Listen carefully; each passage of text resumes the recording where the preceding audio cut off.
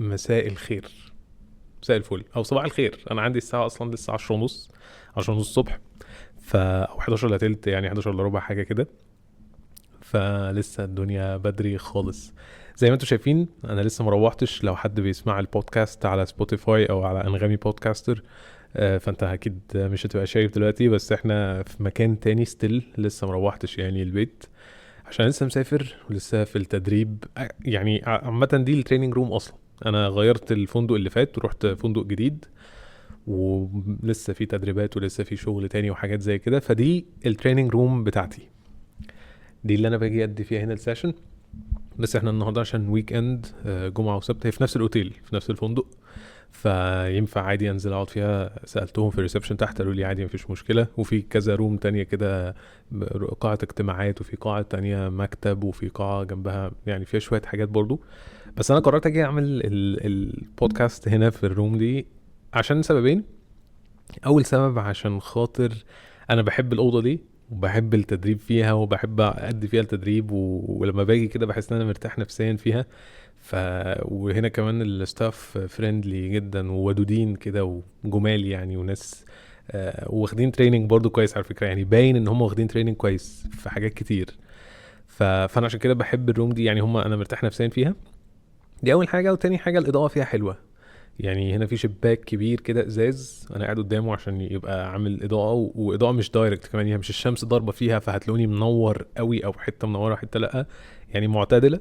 فعجبني عشان كده قررت يعني ان انا اجي اعمل سيشن هنا واعرفكم على التريننج روم بتاعتي المتواضعه. هي الدنيا مظلمه عشان هم قافلين النور. يعني انا قلت لهم ممكن يفتحوا لي النور، قالوا لي اه، بس انا لقيت ان النور كويس. فخلاص قلت مش مشكله يعني، بس كان ممكن ينوروا لي النور ورا. بس فدي الفكره من المقدمه المتواضعه دي. طيب، بسم الله الرحمن الرحيم. ربنا يفتح علينا ان شاء الله في الكلام. نتكلم. الحلقة اللي فاتت من وجهة نظري المتواضعة جدا برضو، عجباني يعني، حلوة. حاسس ان انا فتحت قلبي فيها قوي قوي زيادة عن اللزوم، لدرجة يعني كان قفل البودكاست ورجعها تاني. فكويس يعني. بس كويس ان انا اتكلمت من قلبي، مش كويس ان هو عمل كده. يعني كويس ان انا اتكلمت من قلبي، كويس ان انا فتحت، وكويس ان احنا دخلنا في حاجات حتى كانت ممكن تبقى الزاوية بتاعتها جديدة، أول مرة نتكلم فيها، أو أول مرة نتكلم من الحتة دي، أو أول مرة حتى ندخل في الجانب الديني ده. بس كان فيها حاجات فعلا، دي اللي أنا بقولها لنفسي، ودي اللي أنا بقولها لصحابي، دي اللي أنا بقولها للشباب بعد السيشنز.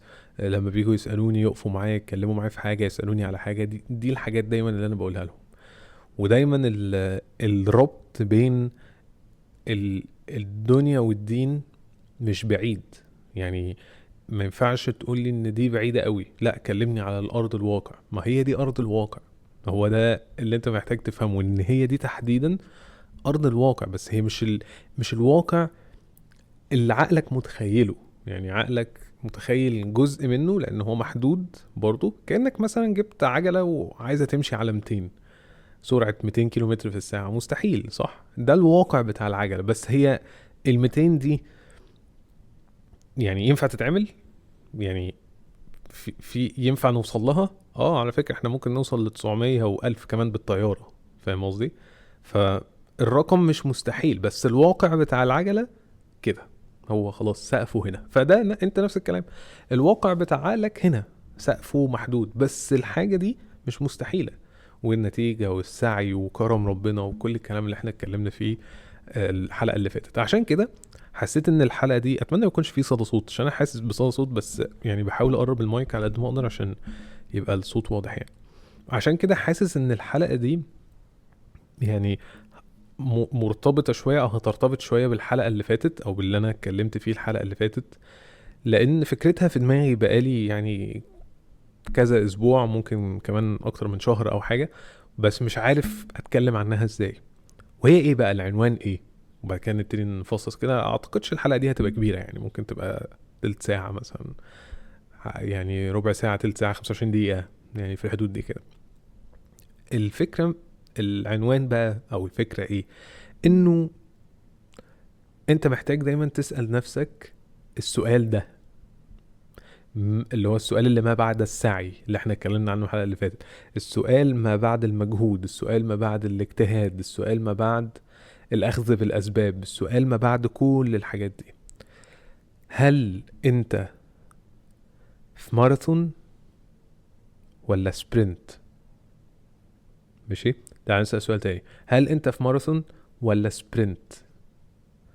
يعني الحياة اللي انت عايشها، حياتك دلوقتي، سواء انت طالب في الكلية، بنت لسه في المدرسة، شاب بيشتغل بيكون نفسه، حد مغترب وبيشتغل، اب ل3 بنات، يعني ايا كان انت فين، انت حياتك ماراثون ولا سبرنت؟ بمعنى ايه بقى؟ تعالى عشان نعرف نجاوب السؤال ده نعرف الفرق بين الماراثون والسبرنت الاول. الماراثون، او خلينا نبتدي بالسبرنت. السبرنت هي مسافة معينة لازم اللعيبة تجريها او تقطع المسافة دي، حلو، في 10 ثواني او اقل. دايما بيبقى 10 ثواني، المسافة دي بتبقى مش عارف 90 متر حاجة كده يعني. طيب، فالفكرة من ده ايه بقى؟ انه ليه قواعد. السبرنت ده ليه قواعد. اول قاعدة انه لازم انت تجري باقصى سرعة عندك. طبعا انا عايزك بقى يعني تفكر كده في اللي انا بقوله وتعكسه على نفسك وعلى حياتك، وانت كمان برضو لو بنت بتسمع. فاول قاعدة ان انت لازم تجري، بتطلع حتى يعني هم بيبقوا قاعدين كده على الارض، قاعدين نص قاعدة كده، بعد كده بيقوم قايم يجري. فلازم الجارية دي تبقى باقصى سرعة عندك، السبرنت كله. دي اول قاعدة. تاني قاعدة عشان تكسب يعني، تاني قاعدة وهي دي بقى الفكرة، ان انت لازم تكسب. السبرنت ده لازم له فايز واحد. يعني واحد هيجيب مثلا، هيمشي هيجري 90 متر دول ولا مش عارف كام في 9 ثواني، 9 ثواني و8 من 10، 9 ثواني و7 من 10 ايا كان، ده اللي كسبان، ده اللي خلاص، ده اللي كسب السباق. حلو. فدي اول حاجه، دي تاني حاجه، سوري. تالت حاجه بقى انه انت انت لوحدك اللي بتكسب. يعني انت بتجري باقصى سرعه عندك عشان تكسب، وانت لوحدك. طبعا في مركز اول تاني تالت، بس هو الكسبان هو كسبان. وهي دايما مربوطه فكره انت لوحدك بتكسب دي بالسرعه اللي هتخلص بيها. يعني انت لو خلصت في 9 ثواني، واحد خلص في 9 ثواني ونص، هو فعلا بيبقى اجزاء من الثانيه، يعني انت تلاقيهم بيجروا مع بعض جنب بعض باقصى سرعه عندهم، مفيش حد سابق التاني، واحد بس بيقوم مطلع راسه كده، يعني بيبقى ده كده دخل براسه والتاني معاه. فاهمين قصدي؟ بس فالفرق بينهم بيبقى 9 بوينت مثلا 5-7، والتاني 9.5-9. ده بجد، دي الارقام يعني، دوروا حتى عليها. فاللي انا كنت بقوله في القاعده الثالثه ان انت بس اللي بتكسب، انت بتكسب عشان انت بتجري باقصى سرعه. يعني هو ده هي دي القاعده يعني. انت لازم تبقى اسرع واحد في اللي معاك، وما ينفعش توقف لحظه. لو وقفت لحظه، لو لا قدر الله حصل شد عضلي ولا حد جاله اصابه ولا اي حاجه، خلاص كده الموضوع خلص يعني. طيب، ادي كده ده السبرنت. ده اللي هو سباق العدائين، عداء سبرنت. تعال نبص على الماراثون بقى. بص، قاعدة تانية خالص او قواعد تانية خالص، دماغك تلاقيها بتفكر بشكل تاني خالص. ماشي، ايه بقى الماراثون ده؟ الماراثون ده اولا ما بتبقاش مسافة صغيرة. يعني مش هقولك القواعد، انا هشرح لك هو ايه الاول، بعد كده نشرح القواعد. اولا ما بتبقاش مسافة صغيرة، يعني ممكن تبقى 2 كيلو، 3 كيلو، 4 كيلو، 5 كيلو.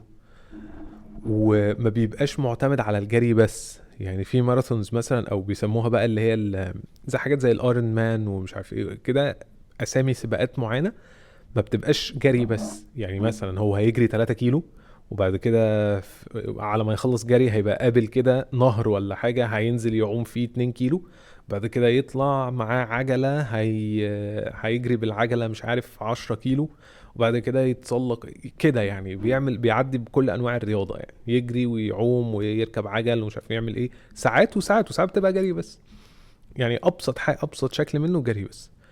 فليه بقول الكلام ده كله؟ عشان هعكس عليه حاجات كتير بقى على مدار البودكاست يعني.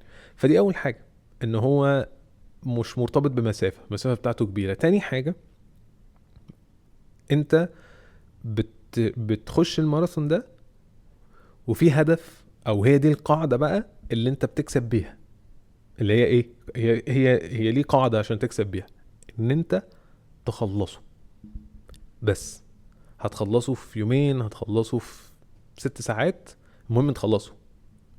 حلو. بس طبعا ما هو مش مفتوح بقى، مش يعني مش مثلا كلنا هنخش دلوقتي واحد يخلص في يومين والتاني يخلص في اسبوع، يعني اكيد ليه ليميتد تايم. بس الليميتد تايم ده مفتوح، الاوبشن مفتوح، يعني انت قدامك تلعب فيه زي ما انت عايز. ماشي. وممكن وفي ناس ساعات من كتر ما بيبقى كبير بيقعد ويخيم ويبات ليله، لو هو ماراثون كبير يعني، او سباقات من السباقات الكبيره. فدي اول قاعده، ان انت لازم تخلصه. تاني قاعده، مش فارق معانا الوقت، ودي كانت اوبفيس يعني واضحه من القاعده اللي قبلها. تالت قاعده ودي الاهم، ان انت سايب نفسك خالص. هتركب عجل بقى، هتتشقلب، هتعمل ايا كان اللي هتعمله، بس المهم الجول، الهدف، الغايه من ده ان انا اوصل للاخر، ان انا اكسب. بس هي دي الفكره، هي دي اكسب دي يعني هخلصه. تعال بقى نعكس ده على حياتنا، تعال نعكس ده بقى على اللي انا قلته البودكاست اللي فاتت، تعال نعكس ده على حياتك انت الشخصيه. دلوقتي انت بقى اسال نفسك، انا بجري في سبرنت ولا في ماراثون؟ بمعنى ايه؟ انه في شباب كتير دلوقتي، شباب وبنات واعمار مختلفه، من اول 13 14 15 سنه لحد بتتكلم في الاربعينات. وساعات ده مش بايديهم، يعني انا فاهم ان ساعات ده بسبب الظروف بتاعت البلد، بس انا بتكلم لو انت في ايدك، وخلي بالك انت في ايدك برضو الى حد ما عشان ما يجيلكش احتراق او بيرن اوت. مهم. فساعات في شباب في اعمار مختلفه، هو مقتنع ان هو في سبرنت، هو بيجري بس، بيجري يعني هو مفيش اوبشن انه يعمل حاجه تاني. هو انا بجري وهفضل اجري. ايوه يا حبيبي، بتجري ليه؟ يعني انت وراك ايه بتجري فيه يعني، وبتجري عشانه، وبتجري ليه؟ انا كده مش بتكلم على مثلا لو انت عندك غايه او هدف او بتاع، دي حاجه تانية، دي حاجه تانية، بس انا بتكلم في المطلق دلوقتي. انت ليه الصبح مثلا عايز تروح الشغل وبعد كده، او تروح الجامعه وبعد كده ترجع على الشغل وبعد كده ترجع تذاكر، وبعد كده تاني يوم عايز تعمل مش عارف ايه، بعد كده تالت يوم عندك محاضرات فمش هينفع تروح الشغل، بعد كده رابع يوم هتاخد كورسات، وخامس يوم هتنزل تدريب، والشهر اللي جاي هتبقى بتتدرب مش عارف فين، ومع التدريب ده انت بتذاكر للامتحان اللي انت عايز تخشه وللكورس اللي انت عايز تاخده والماده اللي انت عايز انت بتوصل نفسك لمرحله، او انت بتوصلي نفسك لمرحله خلاص، هو فعلا انت وصلت لمرحله انت مش هتعرف تتواصل او تكمل مع ده لمده كبيره. يعني فانت هيبقى اخرك في الموضوع ده مثلا 6 شهور، سنه، سنتين، 3، لو عرفت تعملها. مش هتقدر تكمل، مش هتقدر تكمل. لو عرفت توصل ل3 دي يبقى انت يعني محظوظ بشكل مبالغ فيه. مش هتعرف تكمل. ليه مش هتعرف تكمل؟ لان انت مش مصمم، انت كبني ادم تاني، واتكلمنا في كلمة بني ادم دي، انت كبني ادم، كشخص انسان بني ادم ربنا كرمه وعززه، مش هيعرف يعمل ده. يعني تاني نفس مثال العجلة، هو اخره هنا. فما تحاولش بقى، يعني العجلة دي ماشي، انت ممكن تقرص على نفسك او تقرص على العجلة حبة شوية، لو هي اقصى سرعة مثلا 60 70، ممكن تقرص تجيب ال80 فترة، بس مش هينفع ده يبقى يفضل طول حياتك. فاللي بيحصل ان الشباب والبنات بيبقوا في المرحلة دي بيعملوا كل الحاجات دي وهم مش عارفين هم بيعملوا ده ليه. فهو او هي، هو حاسس انه متاخر، حاسس انه بيجري، حاسس ان غيره بيسبقه. بيخش على لينكد ان يشوف بوستات الناس اللي حواليه، بيدخل على انستجرام يشوف اللي متصور في التريننج واللي متصور في عربيته واللي عنده ستارت اب واللي قاعد في الشغل بتاعه عامل ازاي واللي بيتفسح فين. فهو بيتعرض لكل اشكال الضغط المجتمعي. ماشي. وطبعا بقى لو ولد في بلد مثلا ظروفها اقتصادية صعبة شوية زي مصر دلوقتي، فشاب في من المنطلق ده هو عايز يعمل كل حاجة، خلاص هو مش ملاحق، هو اصلا مش ملاحق. هي الجاب يعني الفجوة بينه وبين اي حاجة عايزها وسعت بشكل مبالغ فيه.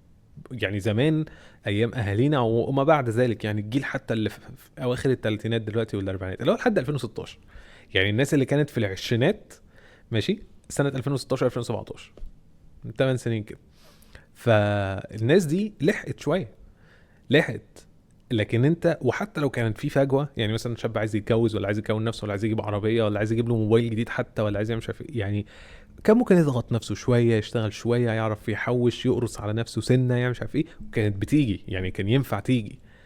دلوقتي الفجوه بقت واسعه بشكل مبالغ فيه، يعني بشكل اللي هو بيخلي اللي هو خلاص ما هي كده كده بايظه. لا، هي بص، هي مش كده كده بايظه، وهي هتيجي لانها بتيجي بإرادة ربنا مش بإرادتك انت، رغم عن انف اي حد. وانا شفتها معايا الصراحة، شفتها معايا في حاجات كتير جدا، شفتها في حياتي الشخصية في حاجات كتير جدا انا كنت ببقى عايزها. هو ده مستحيل يجي، دي هتيجي ازاي دي؟ سبحان الله بتيجي لحد تحت رجلي، مش عشان حاجة، عشان هو ربنا عايز كده يعني. هو انت لازم تبقى عارف انك في الاخر محدود يعني. بس تاني نرجع لنفس الفكرة.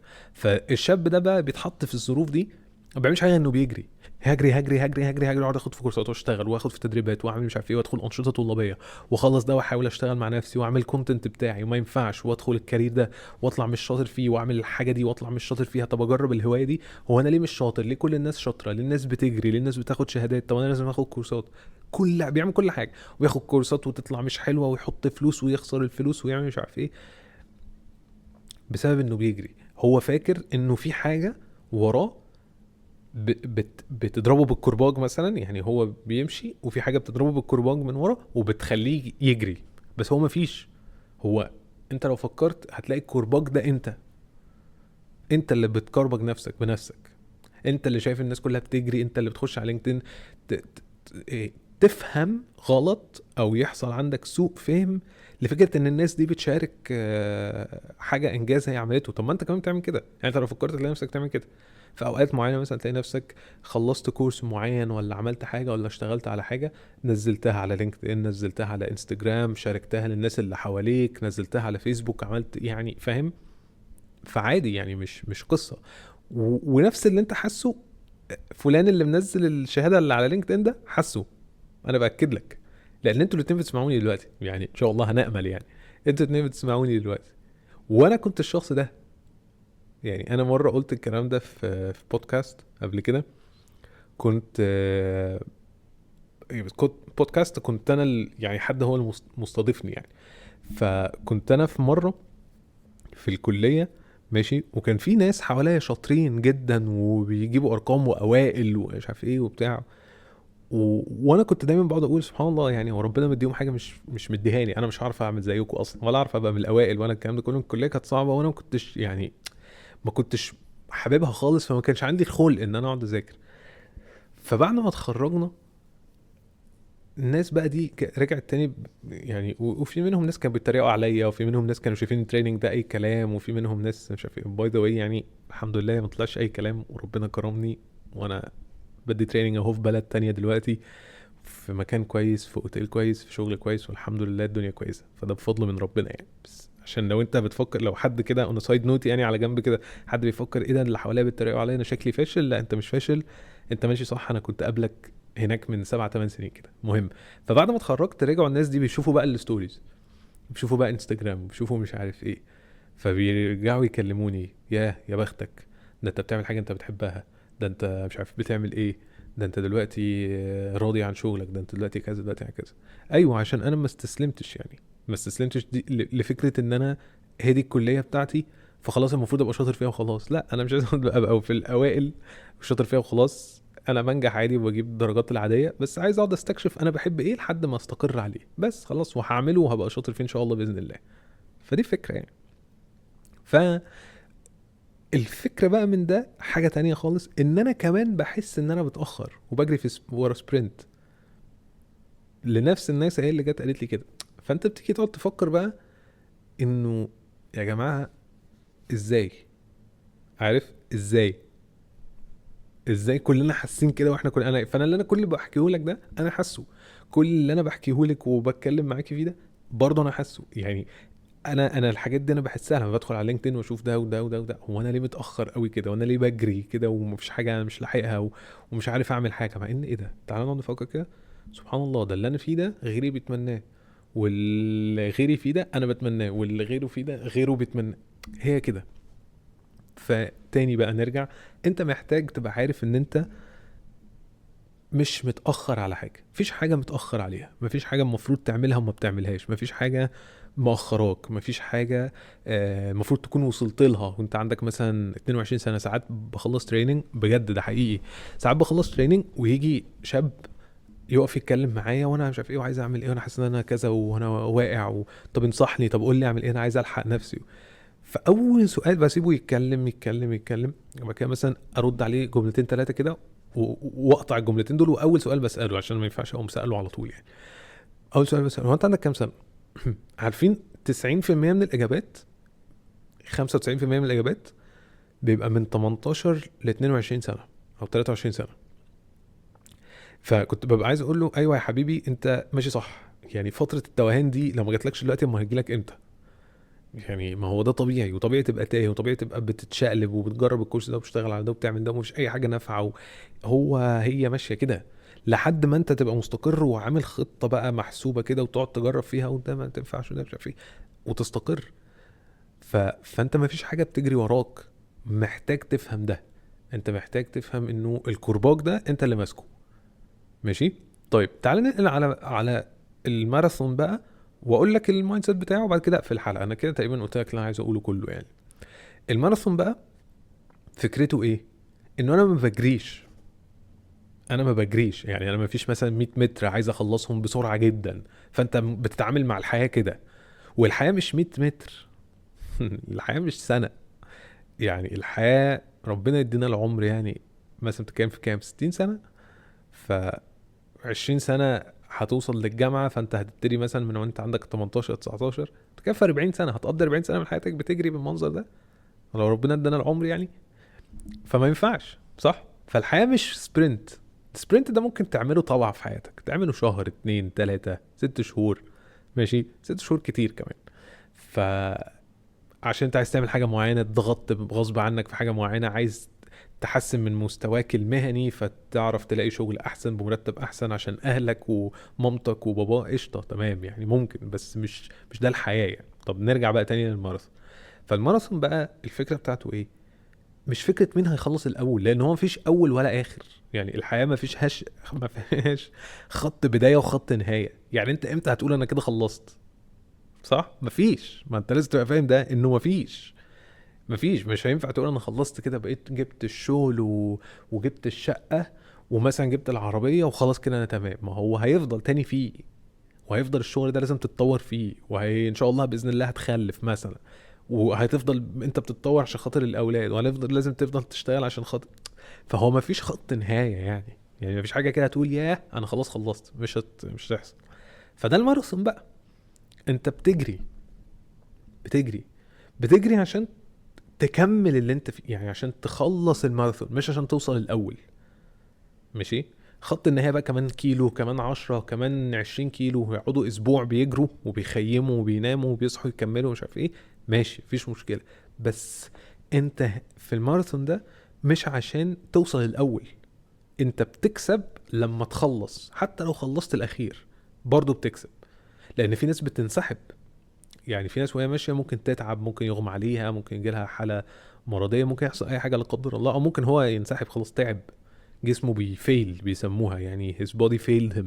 جسمه اخلى بيه خلاص، جسمه تعب اتكسر حصل حاجه. ساعات في ناس بيجيلها اعراض جانبيه مضاعفه يعني، مضاعفات، لانه بيعرض لجسمه الكم، وهو بالذات لو مش متدرب كويس. بس هما بيبقوا متدربين يعني. ف... فدي فكره. فانت هنا عشان تخلص مش عشان تطلع الاول. جميل. ايا كان تخلص دي بقى خلصت في قد ايه، وربنا خلقنا قدرات. انت اللي انت هتخلصه في يوم، انا هخلصه في اسبوع. وانا بقى وانت كمان لازم تبقى متصالح مع الفكره دي، مع فكره انه ايه، انا مش لازم اخلص الاول بس انا لازم اخلص. هي دي الفكره الاساسيه اللي انت محتاج تبقى يعني ماسك فيها بايدك واسنانك. مش لازم اخلص الاول بس انا لازم اخلص. بس هو ده اللي انا عايزه يعني، ده اللي انا عايزه منك. فانت مش هتخلص الاول لان دايما في حد سبقك، بس مش دايما في حد هيخلص معاك. يعني في ناس كتير هتكويت، هتنسحب. فدي اول حاجه، دي فكره الماراثون. تاني حاجه، انت هنا في الحياه يعني في حياتك بقى عايش بسياسه النفس الطويل. كل حاجه محتاجه نفس طويل. كل حاجه انت عايز تعملها نفس طويل. معناها ايه؟ مجهود، شقه، تعب، وقت، حط فيها، استثمر فيها وقتي ومجهودي وصحتي، كل حاجه بلا استثناء. مفيش الكويك وينز دي او الشورت وين يعني. مفيش فكره ان انا ايه اكسب بسرعه. انت مش في يعني، فاهم؟ مفيش الكلام ده. ولو هي عامله كده وبتكسب بسرعه مش عارف ايه، غالبا فيها حاجه غلط يعني، غالبا فيها حاجه حرام، فيها حاجه غلط. الحياه الطبيعيه بتاخد وقت. احنا بس اللي اختلط علينا الامر بسبب السوشيال ميديا والتيك توك والحياه السريعه اللي احنا فيها، اللايف الفاست بيست لايف، الحياه ذات الريتم السريع اللي احنا عايشينه ده. انت بتصحى بتجري بتاكل بتلبس بتنزل، المواصلات كلها بتجري، الناس بتجري في الشارع، محدش عايز يقف لحد، كله متعصب على كله، كله بيجري، عارفين الحاجات من الحاجات اللي انا لفتت نظري هنا في البلد وفي عمان وخدت بالي منها ايه لما جيت اول يوم تريننج. يعني انا جيت 3 بالليل، وصلت الاوضه الساعه 3 الفجر، اصلا تريننج كان عندي 8 الصبح. ف صحيت الصبح وانا حاطط التريننج وحاطط له اكتيفيتيز وكيس ستاديز وناس بقى كبيره وناس بتشتغل في شركات واربعينات وخمسينات ومش عارف ايه.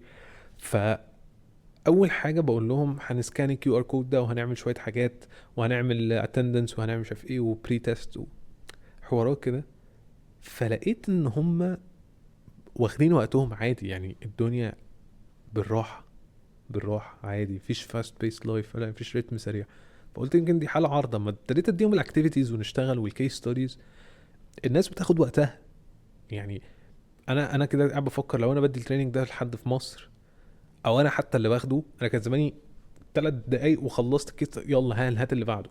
لا، هم بيقروا التمعن، بعد كده يفكروا، بعد كده يتناقشوا مع بعض، حاجه مش فاهمينها يسالوني، بعد كده يعملوها، بعد كده هم بيعملوها يتناقشوا تاني لان وجهات النظر بتختلف، يبتدي بقى يشوف حاجات جديده، وانا اجي اقف جنبه مثلا اقوم حاطط له حاجه ولا نكشه في حاجه كده فيلخبطه اكتر، او افهمه اسرع على حسب بقى اشوف انا عايز اعمل ايه عشان عايزه يتعلم اكتر. فانت مثلا دي عاملها غلط، طب ليه مش عارف ايه، ما بقولوش بقى غلط، بقول له كذا، ليه انت عامل دي كده، طب ما هي ليه مش هنا، طب ما هي ليه هنا، ليه، طب ما بص الورقه بتقول لك ايه، واسيبه هو اتلخبط بقى ففاهم ان في حاجه كده، فابتدي نتناقش، فبياخد وقته. احنا بقى اللي عايشين، احنا في بلدان معينه بالذات في مصر يعني، عايشين في الحياه ذات الريتم السريع دي بشكل مبالغ فيه، يعني بشكل مبالغ فيه لدرجة ان احنا بنغفل وبننسى ندي لنفسنا وقتها، ما بنعملش كده خالص يعني.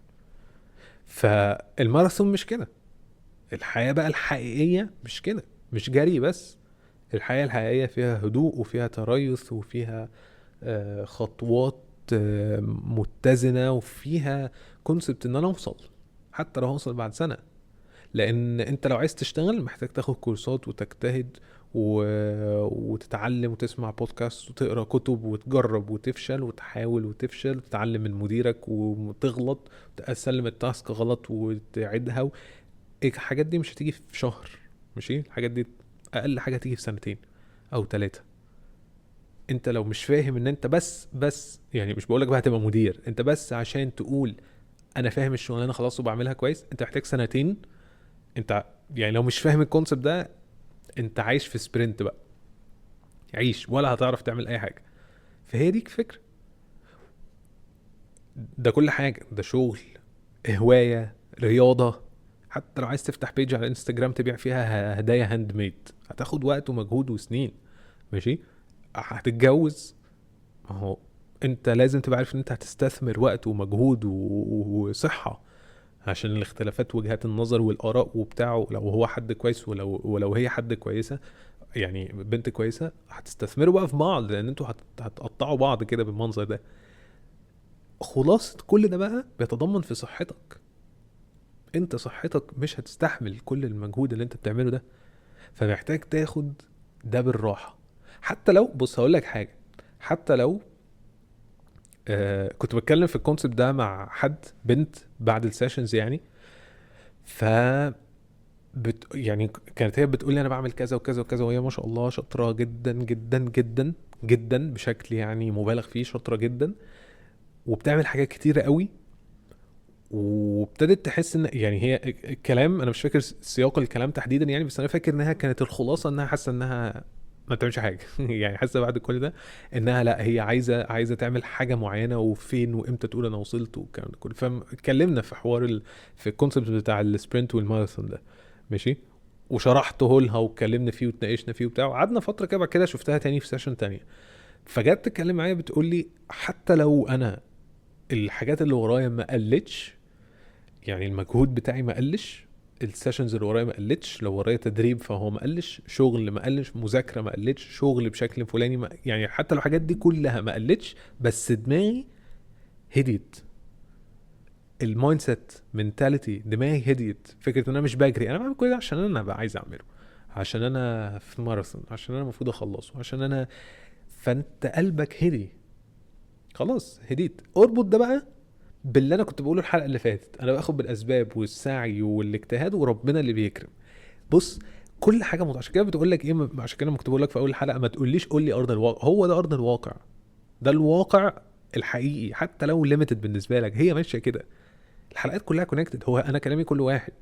فانت هتلاقي انه اسعى واجتهد واعمل مش عارف ايه، بس انت ما تموتش نفسك عشان السبرنت ده مش حلو. وربنا اصلا يعني لما يلاقيك مثلا، يعني على سبيل المثال يلاقيك بتجتهد قوي، تشتغل على نفسك وراضي بقضاء الله، وعارف ان النتيجة اللي هتجيلك هي دي النتيجة اللي ربنا خلص، هي دي النتيجة اللي ربنا مقدرها لي وانا مش عارف ايه، هيريح قلبك. انت هتلاقي، وهتلاقي الثمرة بتاعتك. تخيل بقى لو انت مش راضي، انا عايز ده وبموت نفسي عليه وبجري هنا وبقطع نفسي ومش هنام بالليل، وهاجي على صحتي وهاجي على اهلي وهاجي على حياتي وهاجي على، مش هتاخد غير اللي ربنا برضو كاتبهولك، وقلبك مش هيبقى مرتاح. وده اقسم بالله انا عشته، وعشته في الرزق يعني في الفلوس. ف فدي الفكره، لو انا هموت نفسي شغل عشان اجيب قرشين زياده في الاخر، خلاص هو ده نصيبك، ده اللي هتاخده، مفيش قرشين زياده. لدرجه ان انا كنت باجي على نفسي، باجي على صحتي، وباجي على اهلي باجي على اهلي، يعني مش بقعد معاهم وبقصر معاهم وحاجات زي كده. بس فدي الفكره، صحتك ثم صحتك ثم صحتك، لان هي دي راس مالك، هي دي الحاجة الوحيدة اللي هتخليك تسستين، تعرف تكمل ده، مش سنة بقى ولا 2، 10 15 20 40 سنة. لو انتوا فكرتوا كده، المتوسط بتاع اعمار الاشخاص في الشغل يعني هو بيشتغل من احنا عندنا 20 22 سنة لحد حاجة و60 لما نطلع معاش، ربنا يدينا العمر. فانت كان في 40 سنة شغل، هتعمل كل ده ازاي؟ فانت لازم تبقى عارف انه هي مش بتمشيش كده. لو فضلت تعمل اللي انت بتعمله في اول سنتين ثلاثة ده طول ال 40 مش هتعرف خالص. وانت هنا فور ذا لونج تيرم، هم بيسموها كده، انت هنا على المدى البعيد، النفس الطويل. فمش فكرة ان انا اطلع مرة واحدة واوصل ل100% وبعد كده اجيب 150 170 ولمدة مثلا سنة سنتين، وانزل بقى لحد تحت العب في ال30 40%. ماشي، لا، هي فكرة ان انا اطلع واحدة واحدة بشويش والعب في ال70 80 مدى الحياة، 90 يا عم، 100% يا عم مدى الحياة. بس مش اكتر من 100%، مش اكتر من 100%. ده يعني اكلك، نومك، صحتك، خروجك مع صحابك، حتى دي من الحاجات اللي هتجدد طاقتك، اهلك ومسؤولياتهم وعليك والحاجات دي كلها. والحاجات دي مش متوازنة كل شهر، يعني هتبقى ماشي بتدي كل الناس دي حقوقها.